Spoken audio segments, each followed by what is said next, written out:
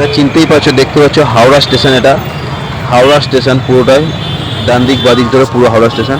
আমি এখন দাঁড়িয়ে আছি হাওড়া স্টেশনে। অনেকেরই বুঝতে অসুবিধা হয় হাওড়া স্টেশনে কোন দিক থেকে কোন রাস্তা আসছে, জানবো কীভাবে। ওই যে দেখতে পাচ্ছ হাওড়া ব্রিজ, হাওড়া ব্রিজ থেকে একদম বাঁদিকের লেনটা নিলেই হাওড়া স্টেশন। এই যে গাড়িগুলো আসছে দেখতে পাচ্ছ, এই যে গাড়িটা দাঁড়িয়ে আছে হাওড়া স্টেশনের দিকে আসছে। আর এই যে গাড়িটা দাঁড়িয়ে আছে এটা ডান দিকে যাবে হাওড়া স্টেশনের ভেতরে পার্কিং। আর এই গাড়ি চলে আসছে সোজা, গাড়িটা চলে আসছে সোজা হাওড়া স্টেশনে নতুন প্ল্যাটফর্মের দিকে। আর এটা পুরাতন প্ল্যাটফর্ম, এই যে গাড়িটা ঢুকে যাচ্ছে পুরাতন প্ল্যাটফর্মের ভেতরে গাড়িটা পার্কিং হয়। এর ভেতরে পুরাতন প্ল্যাটফর্মের গাড়ি পার্কিং হয়। এই যে গেট আছে দেখতে পাচ্ছ, এই যে লেখা আছে ওল্ড ক্যাব রোড, ওর ভেতরে গাড়ি পার্কিং পুরাতন প্ল্যাটফর্ম।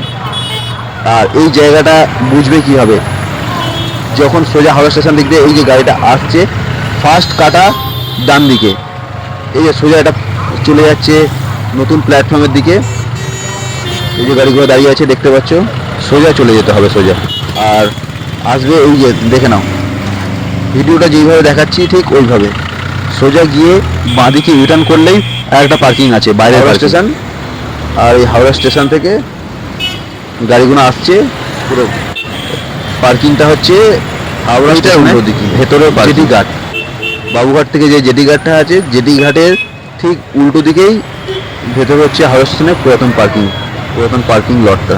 লেখা আছে দেখতে পাবে ওল্ড ক্যাব।